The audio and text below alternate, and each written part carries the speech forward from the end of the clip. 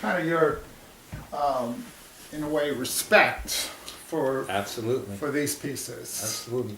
It took, as I said before, it took a great deal of time for me to be able to put little screw holes into the backs of the pieces. Because you couldn't do it. Because I didn't want to make those holes. Wow. But eventually I figured the only way I'm ever going to be able to do this stuff is making screw holes into the backs. Did you ever envision yourself as an artist? No. No, I was a good drawer when I was a kid. But I never envisioned really doing it in my life. So, looking back upon your life, how would you, I don't know, how do you put it together? How do you summarize Well, it? the art came by accident. Right. All the things I was seeing out in the fields of markets, they were yelling to me. They were actually saying, I'm good for art. Wow. I'm going to be good for art. And as I told you the story of that first piece was like whammo. Right. And not only was I satisfied or happy with the piece itself, but actually selling it for a great deal of money, giving me another place to make some money, which was very important because when I didn't go into law, I knew I was going to have to probably find something really special to actually enjoy doing and make money from. And that was the art. And tell me somewhat, just about, what is art to you now? Everything. Just tell me Not about everything, but it's really my spirit. Art to me is, besides nature, everyone loves nature, but art to me thrills me. Whenever I see really good art, it thrills me. It just makes me feel like there was a time when I always liked what nature did. I liked how nature carved mountains. I liked how nature made stones and rare, semi-precious and precious stones. And I didn't think or concentrate on what man could make.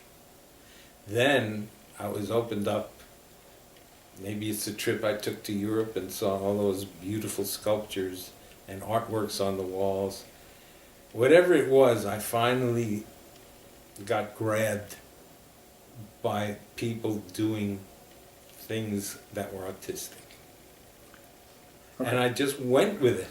It just absorbed me. Art to me is like my favorite thing. And I'll ask you, Woodstock. Just tell me about what Woodstock means to you as an artist, as a person. The first time I was in, the first few years in Woodstock was torture. It was hard with this. Very, very hard. I couldn't go to town. I didn't have money to go to town. To go to the flea market the first year, I used to have to call a cab to take us to the flea market with some boxes. It was very hard. This house absorbed everything. And you've heard of the money pit. This was a money pit. Was it frightening for you? Absolutely. It was. Absolutely. And that's why I felt, when I went on this buying trip, I felt like, well, this is a real possibility. Right. I never realized how great it was going to become, how Right. important this was going to be the business of my life. Right, right. This was going to be the source of my income, and not only that, but the source of great pleasure and excitement, hunting for rarities. Right, And using my brain and my eyes to find these things. right. And it kept bringing in money, and the money kept giving me the ability to buy more. And it was like that kind of growing thing. Right. Till eventually we wound up doing the most important American folk art show in the world, Right. in New York. Right. That was the Fall Antique Show. And is that the one you alluded to before, or? No, that was a show at a guy's gallery. Okay, what was this next? And I also did shows on the pier at the Hudson River, but the Fall Antique Show was strictly selling antique Americana. And you were part of that? I was one of the dealers there for about 11 years. I see. And it was amazing. We always wanted to get into that show because we saw pieces that we sold to dealers who were in the show sell for 10 times and more Right. what we charged. Right. And it was very frustrating because we Right. had the stuff, Right. but we were forced to sell to the dealers who sold the stuff. Right. Because we didn't have the venue yet. We weren't respectable enough, Right. important enough. So we just kept plugging away. And finally, the occasion came up. I was saving great stuff because I knew I wasn't getting the right kind of price for it. I wasn't in the position yet of getting the right kind of price. So I'd save some of all my favorite things. I didn't want to just throw them out there. I could tell you about mistakes I made. I have never had a success that was anywhere near the amount of money of my failures. Tell us about that. At a Renfield Market, it's in Massachusetts. It happens 3 times a year, 3 weeks out of the year.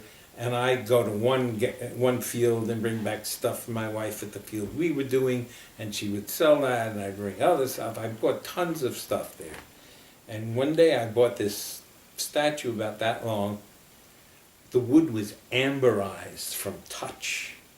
You know, somehow wood develops an amberish look to it. Yes. From being touched and rubbed and oil from the skin. And it was a beautiful carving of a man lying down, and he seemed somewhat thinned by time or lack of food. He was emaciated. I bought it at one booth on a field across the street for $25. I brought it over to my booth. My wife sold it in 5 minutes for $150. 10 years later, we're at a friend's house who's one of the really high-up Native American dealers, Right. and I'm looking through a book he has, and I come to my piece in the book, Right. and I say, we had this. And he looks at me and said, no, you didn't. I said, yes, we did. And we described the whole process that I went through. The people who bought it from us put it into an auction 10 years later in England at Christie's, and it sold for $298,000. Oh my God. People say, how do you get over that? How do you get through Because that? it was. It was the rarest pre-white man Easter Island carving on earth. Wow. Wow. It was a killer. Yeah. Now I could go on with stuff like that, Stuff like that. but I don't want to. Yeah, but just I don't want okay. to cry So again. yeah, okay. So just. So people say, how do you get over that? And I told them, look, you go on with your life when a loved one dies. Yeah. Yeah. You have to go on. Yeah.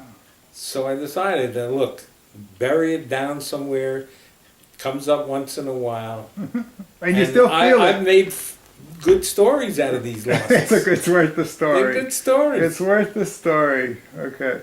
So now, just to conclude, just anything you'd like to say or any thoughts you have, just to kind of put closure on this interview here, or this delightful. Well, I always appreciate when I can talk about my life. Ah. I enjoy talking about my life because to me it's been really interesting. Yeah. And I feel like I can transmit that interest to someone else. It's an interesting story. It's a In fact, I fascinating made an story. outline not too long ago from my first memoir, Right. and it's called The Pet Shop Years. Yeah. I have so many stories from Right. when I was a kid, Right. and most of it is based upon the pet shop. Wow. I know it'd be a great story, but I almost cursed. I'm so lazy and I'm so taken up by everything else that I'm doing Yeah. that I just can't get to that. Yeah. I have the outline all made out. So let's conclude. Let's conclude with what Woodstock means to you, since I've Woodstock is my heaven on earth. tell us about that. That's a nice Well, way to end. there's almost nothing else to say. It's beautiful. The people are really my kind of people. I can talk about everything with the people I'm friendly with here, and I'm friendly with a lot of people. Right. When I was chairman at the Woodstock Artists Association, I made all kinds of art friends. Right. And knowing, as you do now, how important art to me is, Yes. how could I get better friends? I mean, I have friends from college that we still get together Right. twice a year, and they're all great, and a lot of them come up and visit me, but the friends I have in Woodstock are really interesting. Just interesting. Yeah. I Fascinating. have It's a fun fascinating with a lot world of here. people Yeah. in different ways. Yes. Like there are people that can satisfy me, the art people, the people I play poker with. Right. It goes, my kids, my grandkids live Yeah. 3 miles away. Yeah. And I see them a lot. Yeah. That's So that's treasure right there. It's a treasure. Okay, Lenny, thank you so much. It's been a delightful interview. And finally, I think if I can produce this thing, I'll have something to show. Did you have film in the camera? I think so. I hope so. I have to check. It seems like it's on record. Because I'm not going to be able to talk this Oh, way. well, if I'm back knocking on your door tomorrow, you know. But that's what this show's about. Conversations over Cappuccino, which I'll give a little bit of a plug. It's very naturalistic and just kind of looking at life. Now, sometimes people will be exceptional, as Lenny clearly is, and sometimes it'll just be about people and how we all exist and what we do. But this was, it's just delightful to talk to you once I more. love bragging about myself. Yeah, you said I think this is going to be the best show ever. So from now on, it's all downhill. That's what I said about when I had my first piece of art on Madison Avenue. Where do I go from here? Yeah, well, I went someplace. You went. Okay, so Lenny Kislin, thank you so much. It's really been a delight, and really it's been a fascinating tour of your really unbelievable life, not only as a evolution of an artist, but really what you've given back to the community with your, which is where I first found out about you, and the you know, in terms of the exhibitions you set up and the artists you're now helping. You're an exceptional person. It's been just a delight to be with you today. Thank you. So thank you very much. Say it again. See you guys. Perfect. Gals. Perfect.